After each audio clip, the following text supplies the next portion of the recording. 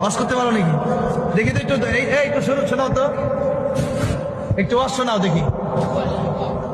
এই সবাই বলেন মারহাবা। এ তো শিশু বক্তা দেখা যায়, বলো। একজন পুরস্কার স্ত্রীকে অত্যন্ত ভালোবাসতেন, অত্যন্ত সুন্দরী মহিলা। একদিন স্ত্রী মারা গেল। স্বামী সহ্য করতে পারে নাই। স্বামী তার স্ত্রীর কবরের পাশে দাঁড়ায় দাঁড়ায় কান্দে, বৈশা বৈশা কান্দে। সকালে দাঁড়ায় আসেন পর্যন্ত বসে বসে কান্দে। লোকজনে বলে, ভাইয়ের কান্দে লাভ কি? বিবি তার ফিরে আসবে না। কই না রে ভাই, আমি আমার বিবির অত্যন্ত ভালোবাসি। স্ত্রীর মায়া আমি বলতে পারি না। দেখেন মারহাবা। একদিন ঈসার সালাম হইরা রাস্তা দিয়ে যাইতাছিল। দেখে একজন পতি কবরের পাশে দাঁড়ায় দাঁড়ায় কাঁদতেছে।